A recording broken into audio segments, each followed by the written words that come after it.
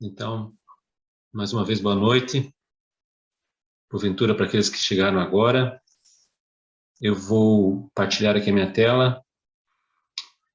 Ainda não, só um pouquinho, deixa eu partilhar a tela.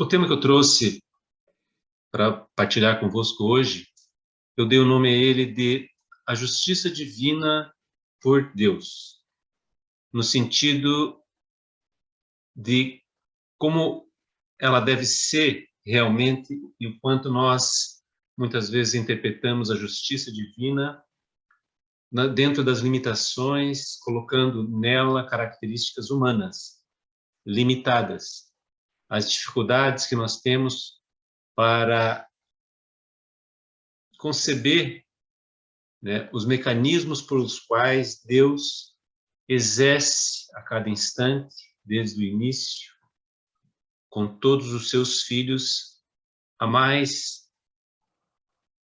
absoluta, infinitamente boa, infinitamente sábia justiça. Então, por isso que eu dei esse nome, e as reflexões que eu quero partilhar com vocês hoje é nesse sentido.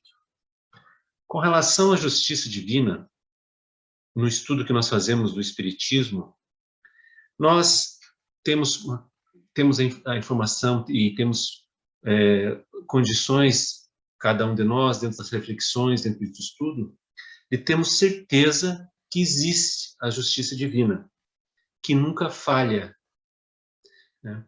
Que ela é infinitamente sábia, infinitamente boa para com todos nós, todos os seus filhos e com toda a sua obra. Nós sabemos também que todos nós, espíritos, fomos criados simples e ignorantes, e Deus nos criou para que saiamos da ignorância em direção à sabedoria, ao conhecimento, evoluamos gradativamente nesse sentido, e evoluamos da simplicidade, do não ter consciência, para a liberdade consciente. Nesse caminho, nós vamos usando, cada vez mais ampliado, o nosso livre-arbítrio, a nossa capacidade de decidir por nós qual caminho queremos seguir. Nessa caminhada, nós vamos muitas vezes, ao longo desse caminho, infringindo algumas leis naturais, algumas leis divinas. E esse errar, esse desviarmos das leis divinas, é o que nós, pelo Espiritismo, entendemos como o mal, como o errado. Então, o bem é estar em harmonia com as leis divinas e o mal é estar em desarmonia com as leis divinas. Sabemos que a justiça divina se realiza através da lei de causa e efeito, que nos diz que para toda ação há uma reação, para todas as nossas atividades, para todas as nossas decisões, inclusive os nossos pensamentos, causarão uma reação. E isso nos influenciará e nos ajudará a nos reequilibrarmos com as leis divinas. Sabemos também que o instrumento pelo qual essa justiça se realiza, né, o mecanismo por qual ela se realiza, tem como o principal instrumento os fluidos, né, que nós estudamos no Espiritismo, que fazem com que nós entendamos como os nossos pensamentos vão atuar sobre a matéria através do nosso perispírito, que é a matéria, e vão atuar e influenciar todos os nossos irmãos, todos os outros espíritos, quer nós encarnados ou desencarnados, e toda a obra divina, toda a natureza. Então, a lei de causa e efeito vai ter como instrumento de realização, dos detalhes da realização disso, os fluidos através também da lei de afinidade, que vai nos dizer que, conforme o nosso íntimo, conforme o ambiente nosso íntimo, quanto mais equilibrado, quanto mais próximo, quanto mais nós desenvolvemos a nossa capacidade de estar sintonizados com os planos superiores da vida, nós naturalmente, pelos mecanismos dos fluidos também, vamos abrindo portas, abrindo ambientes em que nós começamos a poder participar, a poder conviver, a poder usufruir. Então, todos esses conceitos que são essenciais, que são pilares fundamentais para nós entendermos a justiça divina, eles são, de certa forma, pacíficos dentro do movimento espírita, dentro do entendimento do movimento espírita, pelo menos até onde eu consigo, pelas conversas, pelos estudos, né, participar ao longo da minha vida, esses conceitos são pacíficos. Agora, quando nós entramos em situações, em exemplos específicos de acontecimentos na nossa vida, aí as interpretações já, muitas vezes, têm respostas diferentes. Por exemplo, eu vou colocar algumas perguntas para vocês aqui e peço que, à medida que eu for colocando essas perguntas, vocês respondam para si mesmo dentro do conhecimento que já possuem, dentro das reflexões que já fizeram, que resposta vocês dão para essas perguntas. Eu vou colocar as perguntas aqui. Então, a primeira pergunta é essa. Um exemplo prático. Alguém que provocou muito sofrimento para muitas pessoas terá que necessariamente passar por grandes expiações e sofrimentos durante muito tempo? Então, por exemplo, um grande líder que levou ao sofrimento de muitas pessoas, né? Ele necessariamente terá que passar por grandes expiações e sofrimentos durante muito tempo para resgatar a sua falta? Mais uma pergunta. Aquele que feriu alguém necessariamente terá que conquistar o perdão desse alguém para redimir-se?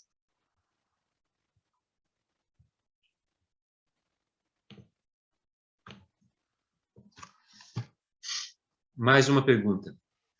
O resgate de uma falta cometida terá que ser feito na mesma moeda para aquele que sofreu pelo erro cometido? Ou seja, quando nós, de alguma maneira, magoamos, ferimos alguém, nós vamos ter que retribuir a essa mesma pessoa na mesma moeda com que eu o feri, com que eu o magoei de alguma maneira, ou não? Para que a justiça seja feita, alguém que tirou, por exemplo, a vida a alguém, terá que perder a vida pela mão de outrem para expiar a sua falta?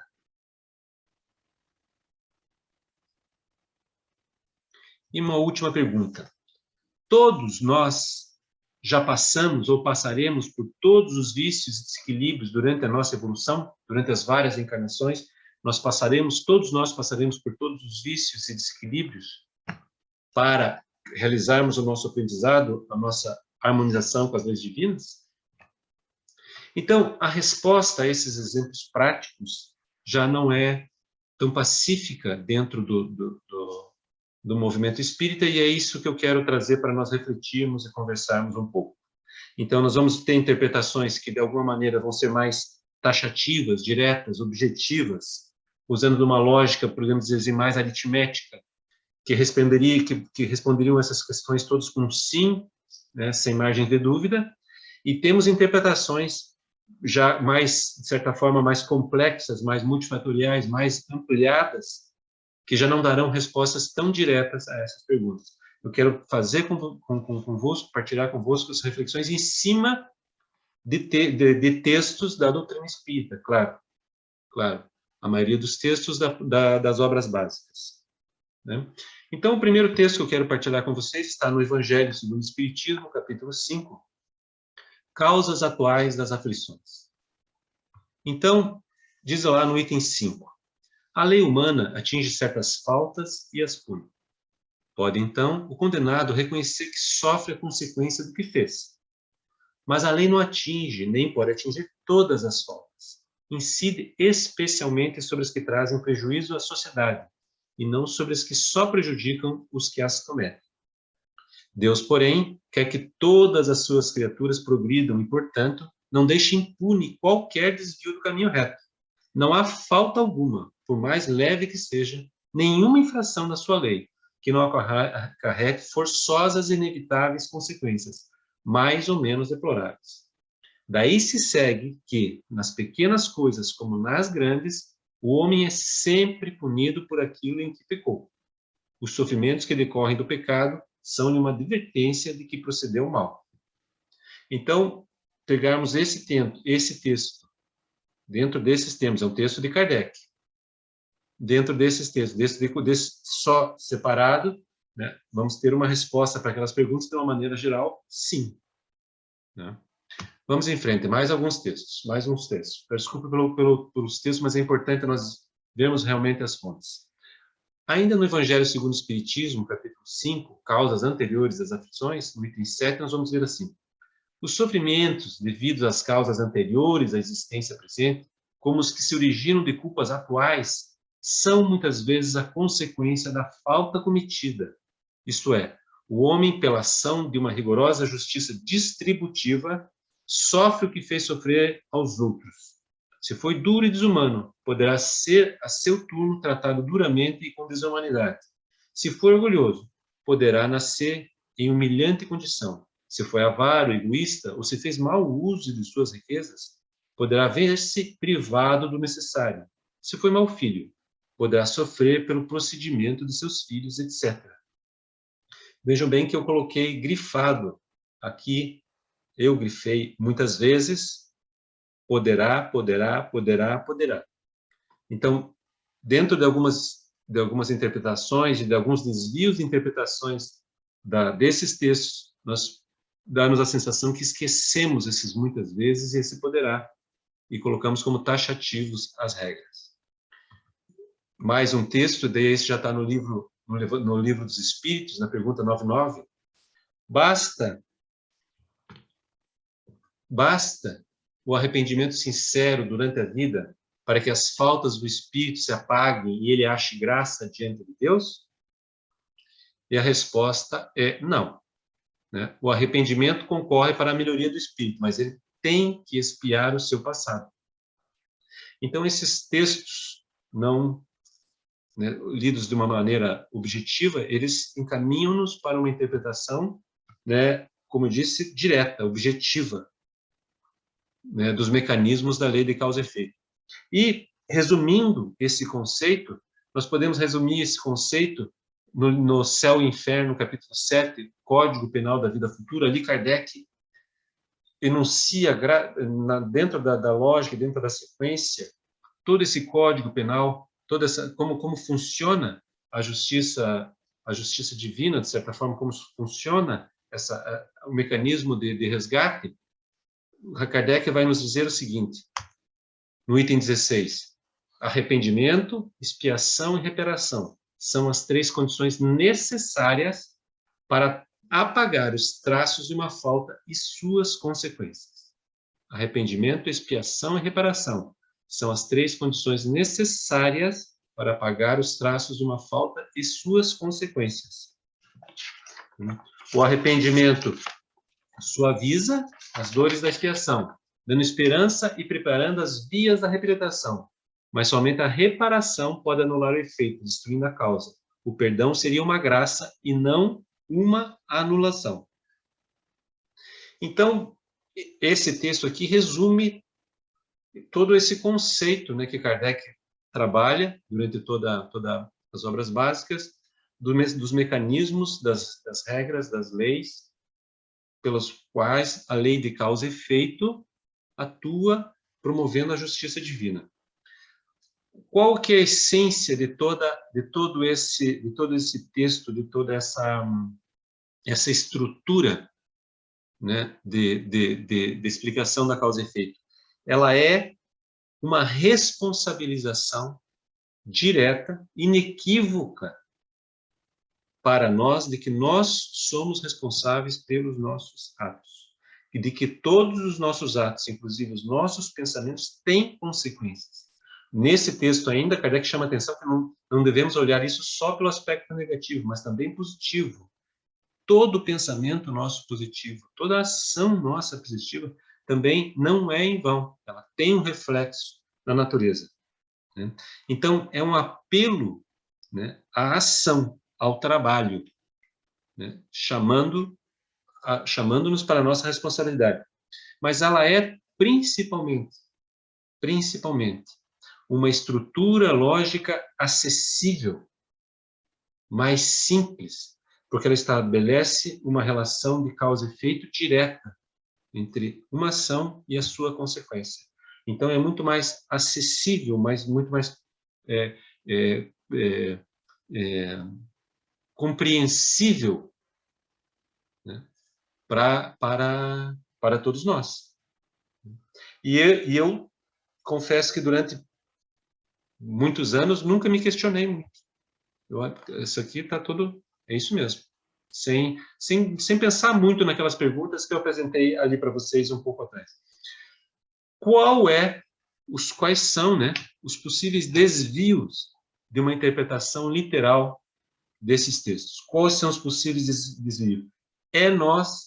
O possível desvio é nós nos, né, alçarmos em decifradores do passado, né?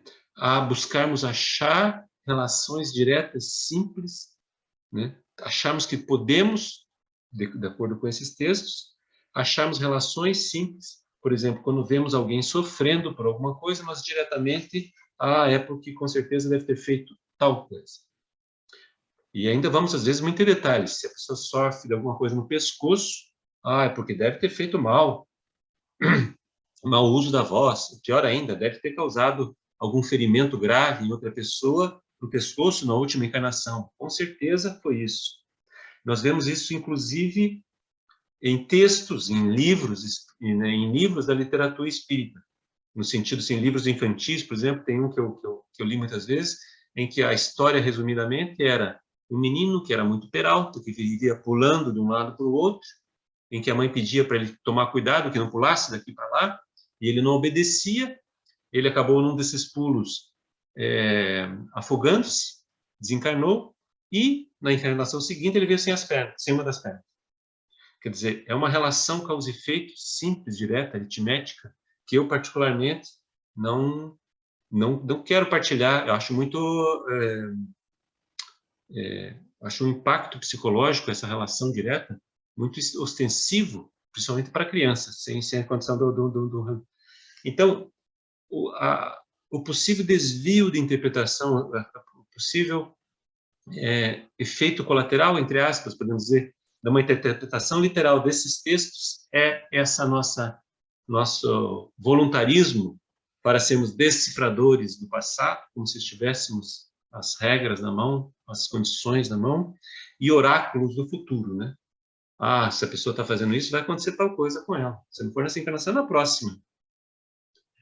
E não somos de todo chamados a isso. Então, tem a grande prosa, e o Kardec tinha que ser muito didático, tinha que ser muito acessível, mas, na minha opinião, isso vale só como minha opinião, tem como possível efeito colateral isso, né? Nós usarmos de uma maneira desviada da interpretação e nos colocarmos, assim, a estabelecermos relações de causa e efeito muito diretas, muito objetivas, mas muitas vezes leves demais e muitas vezes até quando nós temos a tendência a fazer, gostamos muito de fazer isso para os outros, né?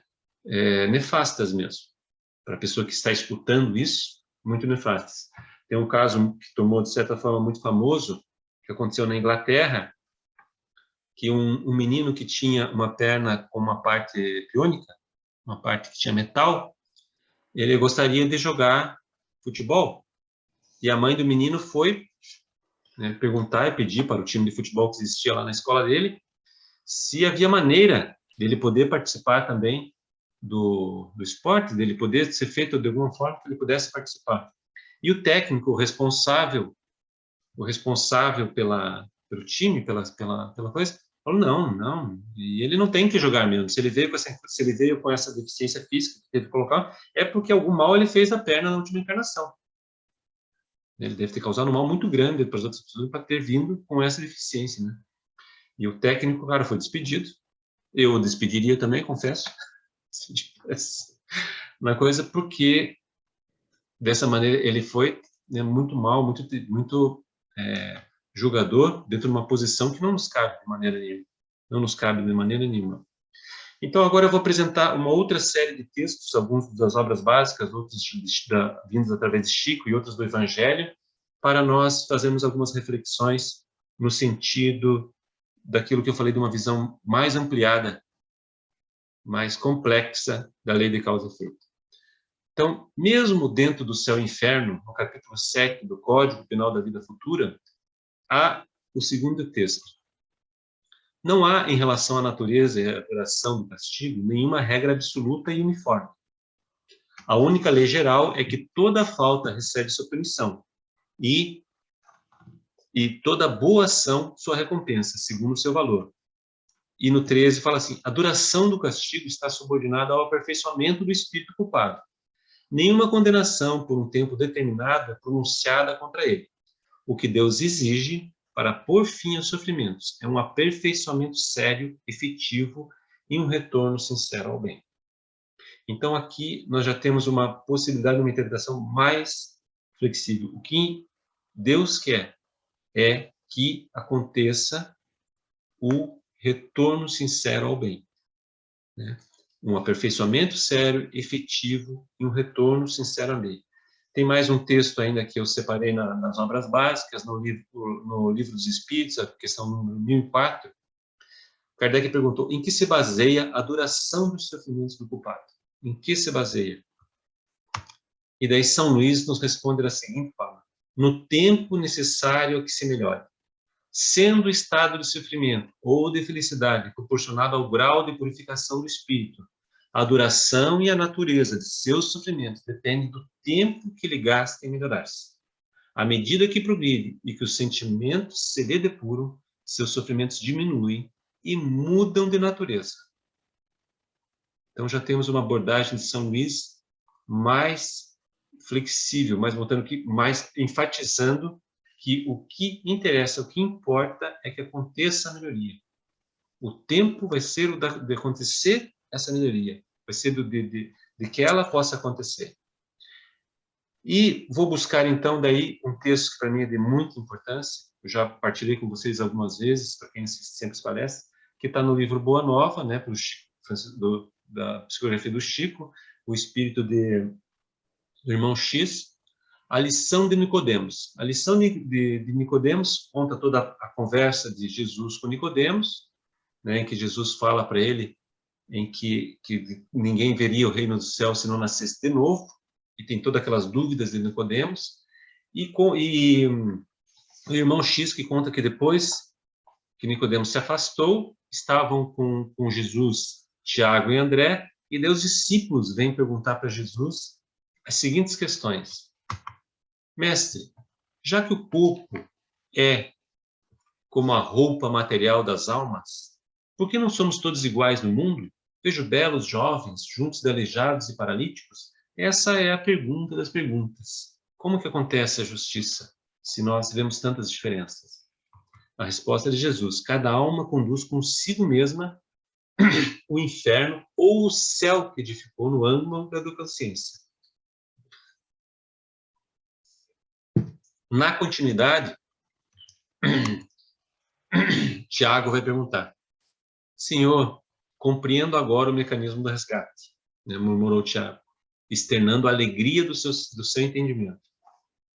Mas observo que, desse modo, o mundo precisará sempre do clima do escândalo e do sofrimento, desde que o devedor, para saldar seu débito, não poderá fazê-lo sem que outro lhe tome lugar com a mesma dívida.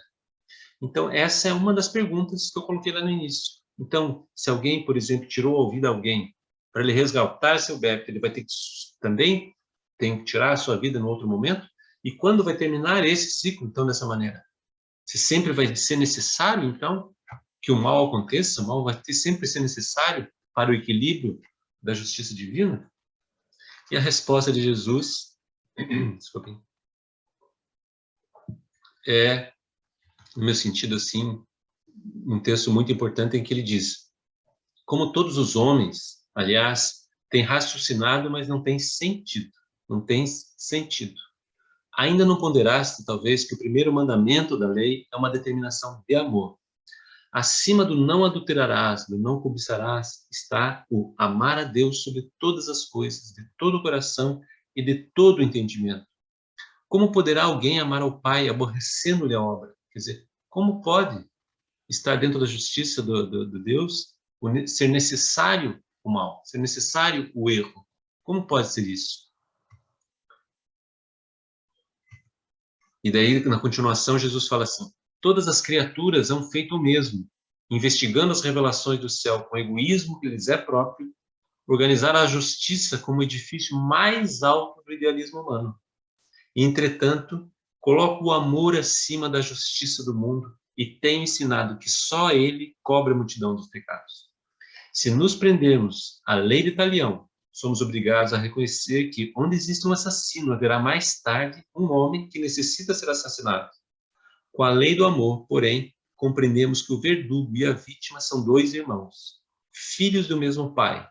Basta que ambos citam isso, para que a fraternidade divina afaste os fantasmas do escândalo e do sofrimento.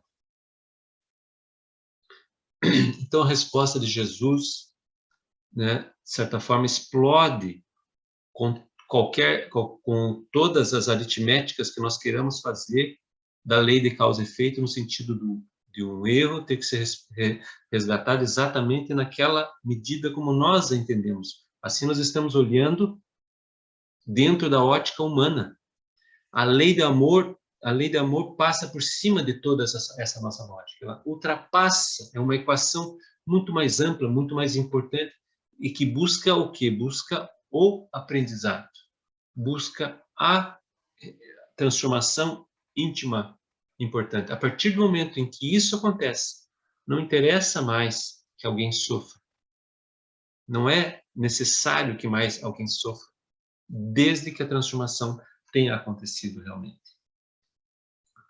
A próximo texto que eu queria, outros textos que trazem nesse sentido, de que a lei de amor, nós não a compreendemos ainda no seu mínimo, e não compreendemos a sua amplitude, de como ela é transformadora no seu mínimo, mas uma metáfora que eu consigo, para mim, pelo menos, eu consigo mais ou menos tentar comparar, é como se nós tentássemos resolver problemas complexos, né, com problemas complexos que exigem equações de limites, de derivadas, que existem equações da ordem da lei de relatividade.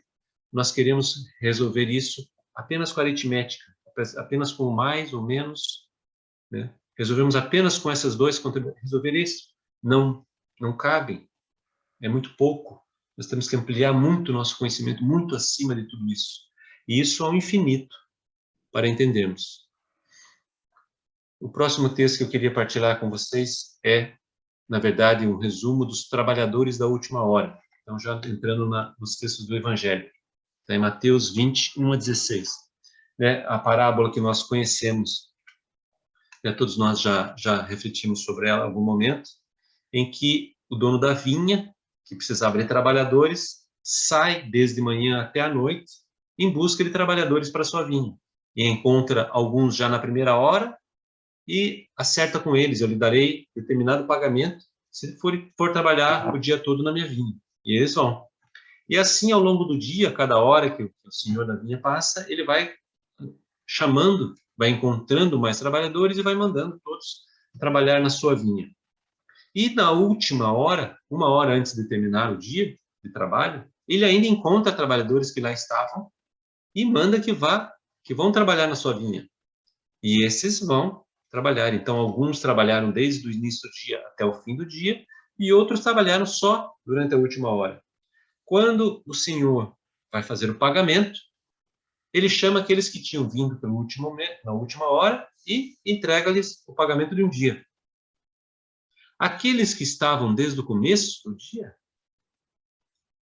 ao verem que ele paga o salário de um dia para aqueles que chegaram só na última hora, ficam na expectativa que eles vão receber muito mais, porque estiveram o dia todo. E recebem também o mesmo pagamento. né? E, de certa forma, vão questionar, mas como que é isso? Nós trabalhamos o dia inteiro e recebemos o mesmo pagamento de quem trabalha a última hora?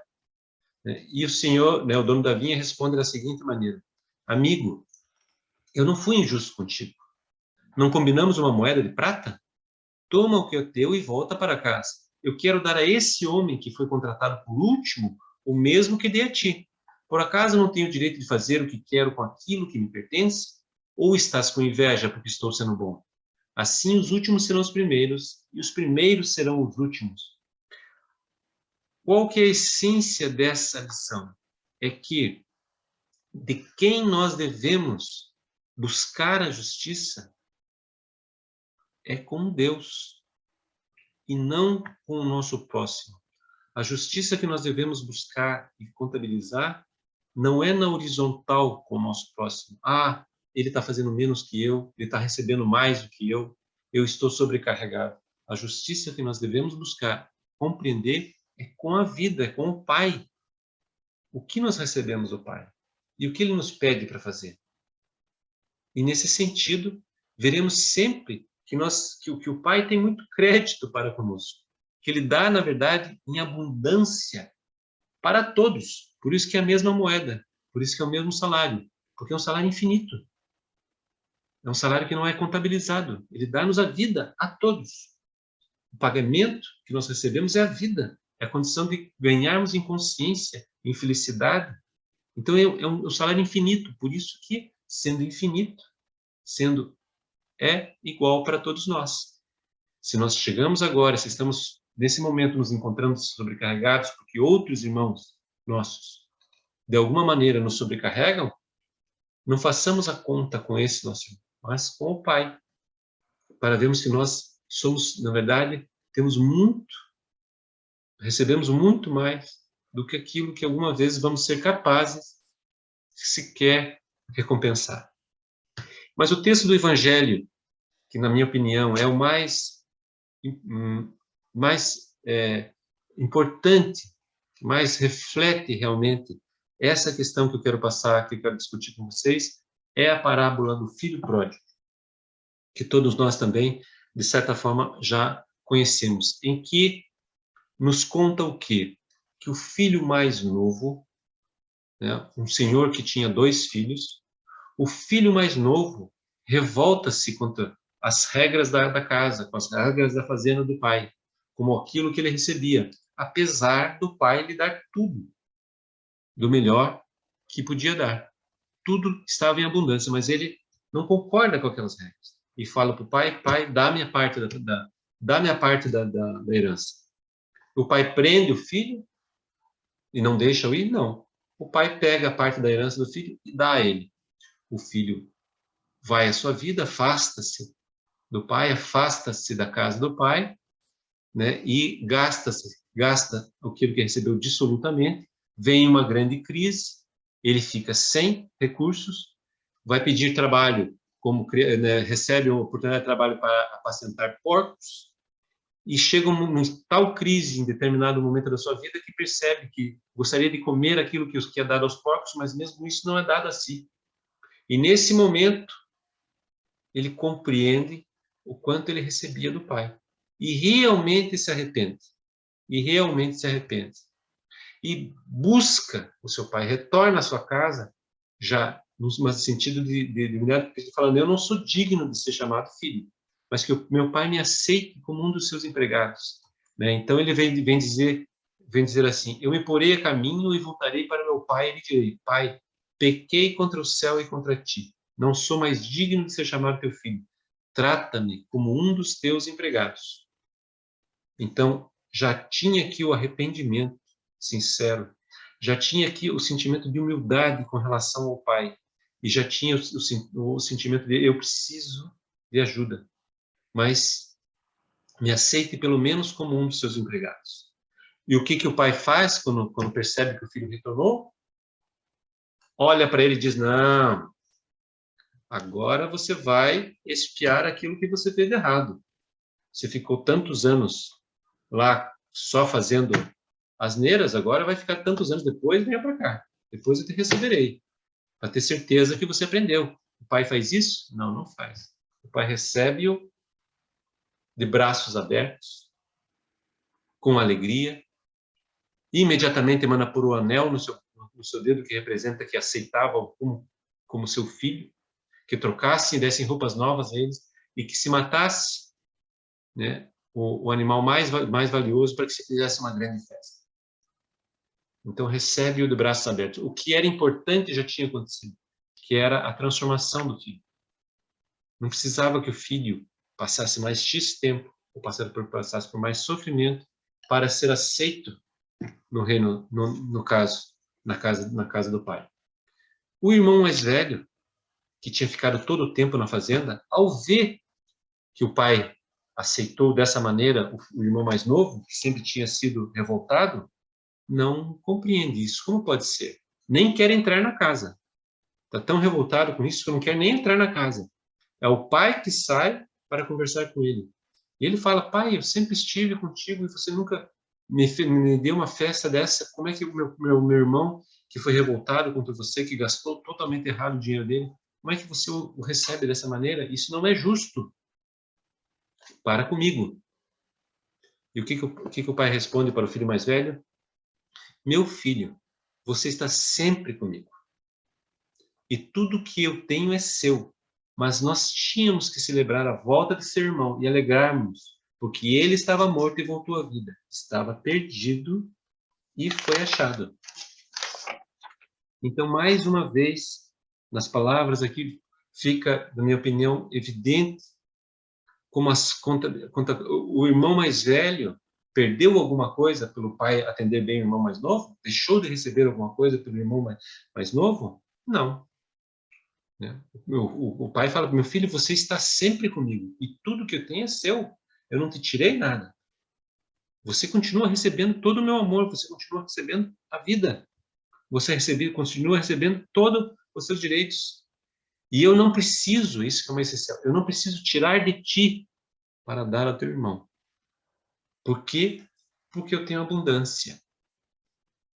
Porque eu tenho amor em abundância, que não acaba, que não é limitado, que não está contido dentro do limite, que eu, para dar mais a alguém, eu tenho que tirar de outro alguém.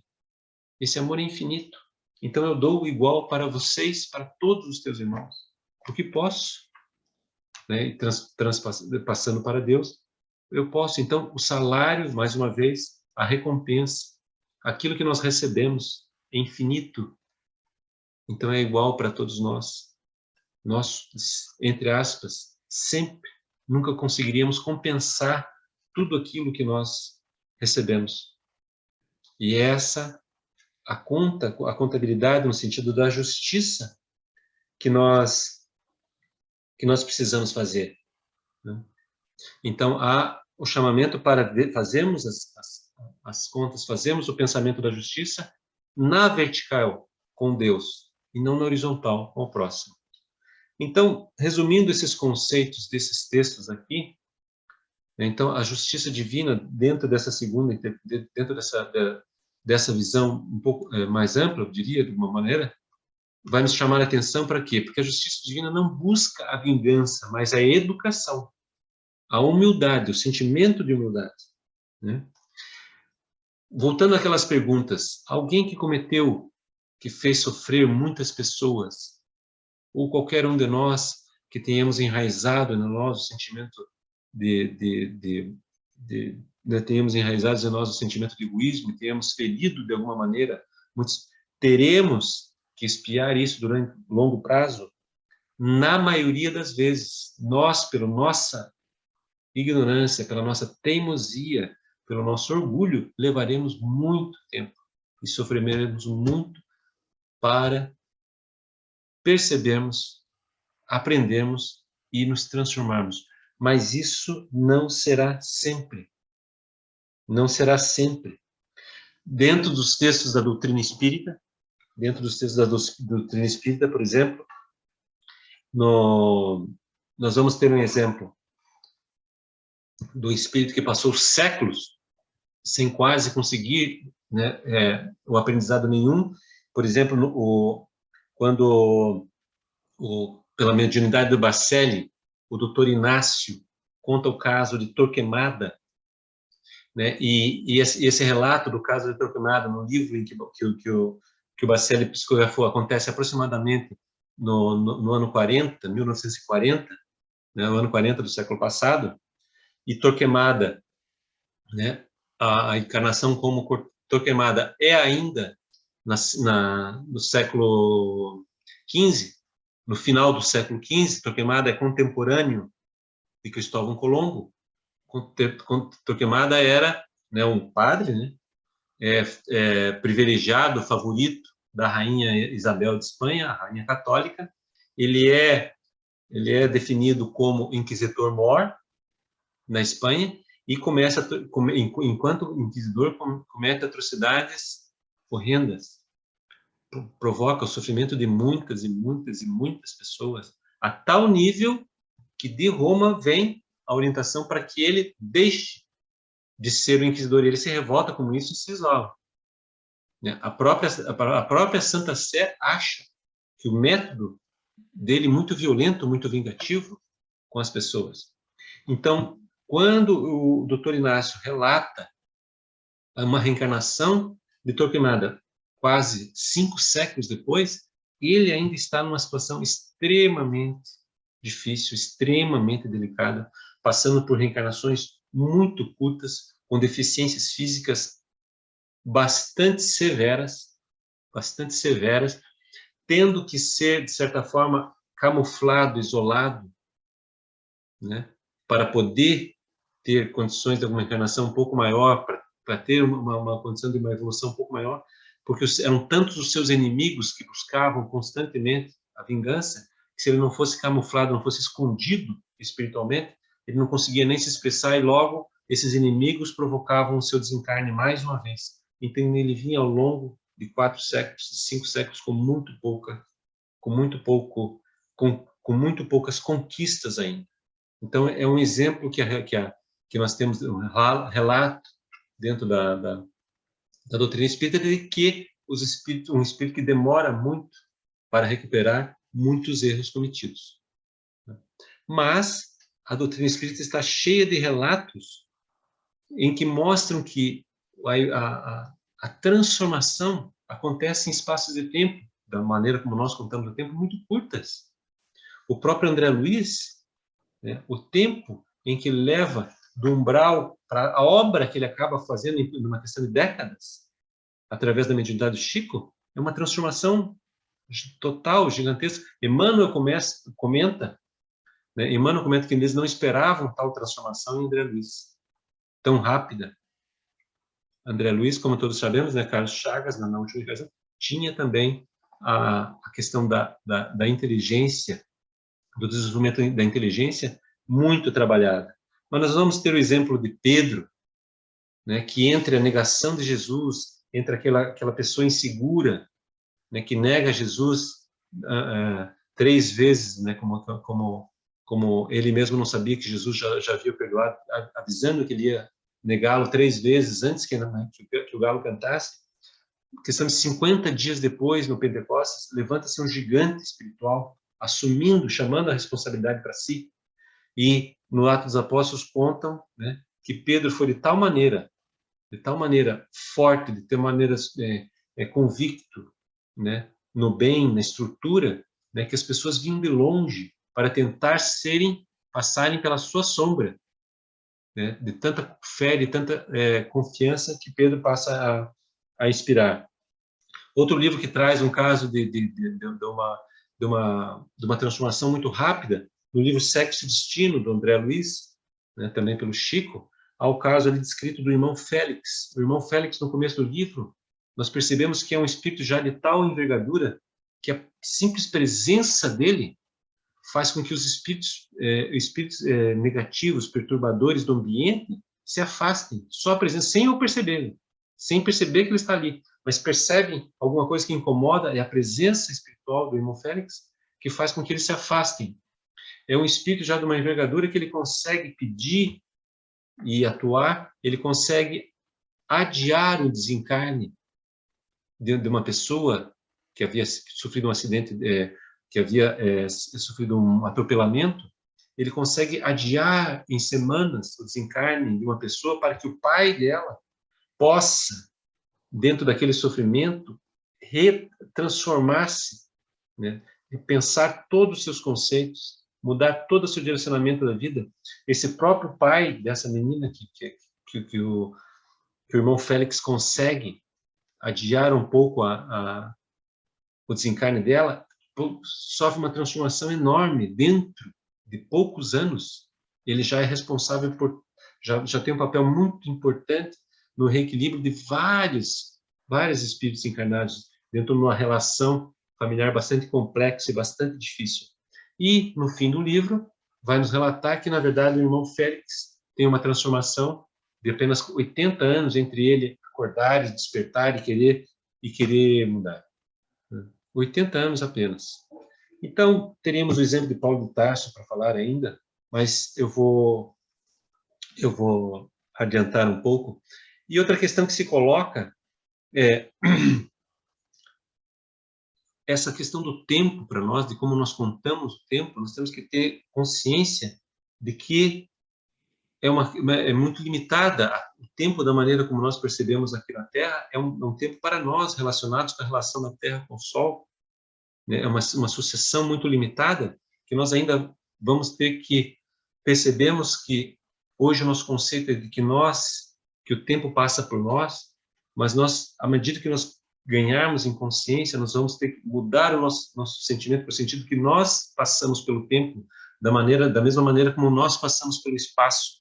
Então, são conceitos essenciais que nós ainda vamos levar algum tempo para percebermos, né? Então, não busca vingança mais a educação, não segue a aritmética das compensações, mas a equação finita do amor, né? Não está disponível para controle e previsibilidade humanos, mas está em Deus. Então, aí há uma vontade, uma necessidade nossa de termos controle, de termos acesso dentro das nossas limitações ainda, e faz com que nós nos precipitemos em estabelecer relações de causa e efeito acessíveis a nós, mas que estão muito limitadas. Está na vertical do relacionamento com o pai e não na horizontal com o próximo. Então, o irmão mais velho da parábola do filho pródigo, ele se sente injustiçado porque ele está fazendo contas com o irmão e não com o pai. Então, quando nós nos sentimos sobrecarregados, quando nós nos sentimos injustiçados, porque o nosso esposo, nossa esposa, nosso esposo, nosso filho, nossos pais, de alguma maneira nos sobrecarregam, estão fazendo menos e isso me sobrecarrega, tenho tanta paciência e não tenho paciência, ou no ambiente de trabalho, façamos a nossa parte, busquemos fazer a nossa parte e busquemos refletir o quanto a vida como um todo, através das pessoas, a parceira nos oferece, nos tem oferecido, para vermos como nós temos muito mais a dar e nunca conseguiremos chegar perto de pagar, de recompensar tudo aquilo que nós recebemos. Valoriza o trabalho e não a acomodação e o medo. É a questão do intelecto versus a preguiça. No caso da parábola do filho pródigo, né, o irmão mais velho se revolta com o irmão mais novo, né, dizendo que o irmão mais novo se revoltou contra o pai e gastou absolutamente tudo, e ele esteve ali todo o tempo com o pai. Mas será que esse irmão mais velho esteve ali todo o tempo com o pai, aproveitando realmente o seu potencial, ou ele esteve acomodado? Ou esteve acomodado, fazendo as mesmas coisas da mesma maneira, seguindo as regras essenciais, sem se questionar, sem buscar transformar o seu potencial que o pai lhe dava, para crescer em conhecimento, para crescer em sabedoria. Ele não esteve, será acomodado? Então, dentro dos exemplos que vem, por exemplo, no céu e inferno, de vários espíritos que vêm relatar as suas situações, nós vamos ver que fica claro ali que mais do que um erro grave, mais do que ter feito mal para muitas pessoas, o que mais faz com que nós tenhamos, às vezes, séculos parados ou evoluindo muito pouco, é a preguiça, é o não querer aprender, É o não querer fazer as coisas cada vez um pouco melhores. É o não querer olhar para o nosso íntimo e ver por que nós temos, o que nos move, por que nos move, o quanto nós estamos sendo honestos conosco mesmo na transformação que nos propomos. Então, nesse sentido, a justiça divina valoriza o trabalho de querer aproveitar a vida.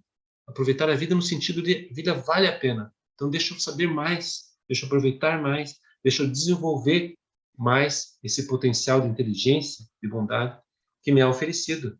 Como eu posso fazer isso? E não me acomodar. Então, voltando então para fechar as perguntas, alguém que provocou muito sofrimento para muitas pessoas terá que necessariamente passar por grandes expiações e sofrimentos? Provavelmente para todos nós, no nosso nível. Muito provavelmente, na maioria das vezes, irá acontecer, né? Mas nem sempre.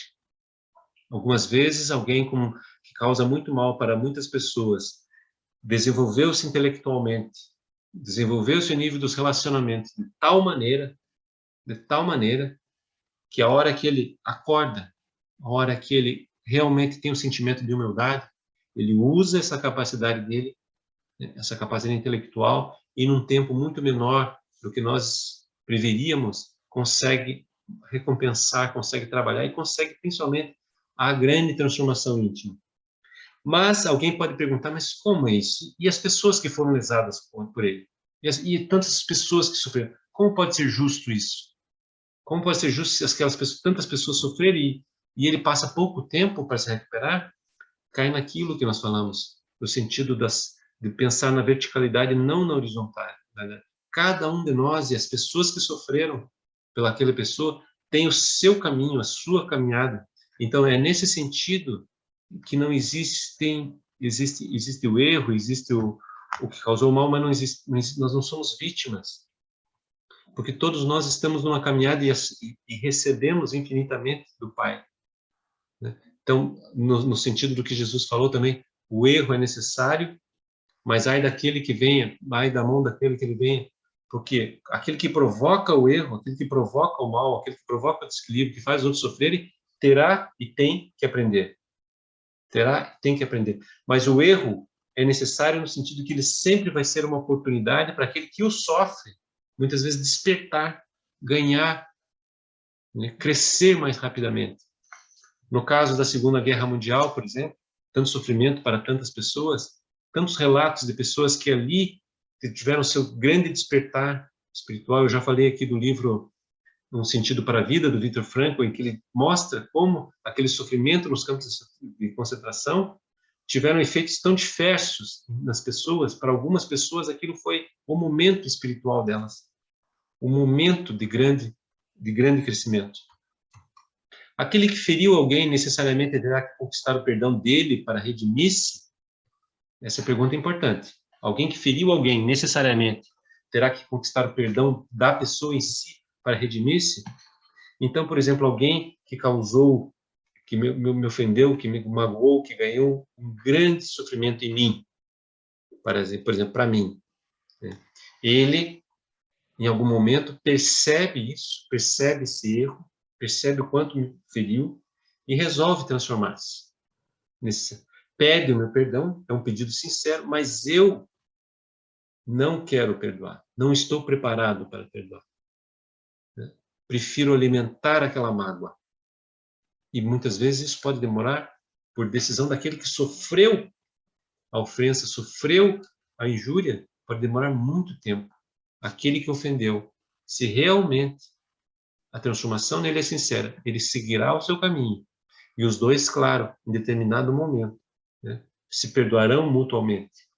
Mas não o fato de alguém sofrer e injuriar alguém não quer dizer que terá que necessariamente, antes de seguir em frente, seguir a sua caminhada, continuar a sua evolução, esperar até que aquele que sofreu dele o decida o perdoar, decida por lhe fazer o bem.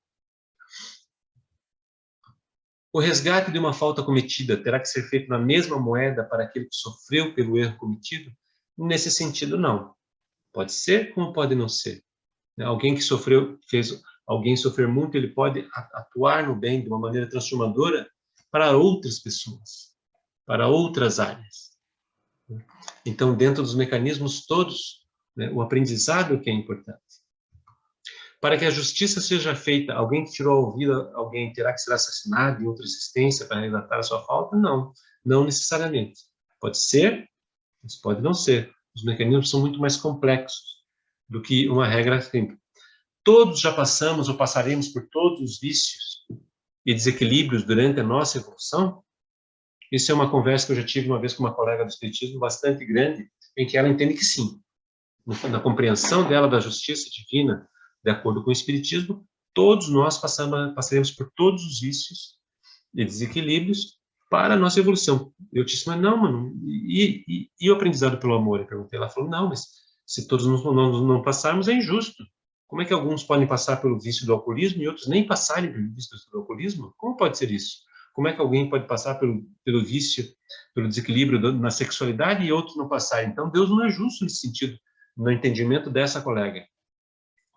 Na minha opinião, o que eu entendo é, falando pelo aspecto dos vícios, né, dos erros, quando nós temos algum vício, nos deixamos por alguma paixão que nos controla, que nos domina completamente. Qual é o trabalho que nós temos que fazer ali? Ganharmos consciência de quem nós somos e nós passarmos a ter controle sobre o nosso físico. E não ao contrário. Sermos um espírito que veste um corpo e não um corpo que tem um espírito, dominado pelo corpo. E esse aprendizado serve para todos. Esse autocontrole, essa ganho de consciência de quem nós somos, serve para todos os outros desequilíbrios, todos. Então, é um aprendizado. Então, nós, dentro dessa minha interpretação, nós não temos que passar por tudo isso. Nós temos que aprender a ter o controle, a termos consciência de quem nós somos. Teria mais uma pergunta aqui para trabalhar, mas eu já estou no tempo. Tinha mais umas questões importantes, mas eu já estou no tempo, eu vou encerrar por aqui. Eu agradeço a todos e não sei se dá tempo ainda para perguntas ou não, Rui. Perguntas e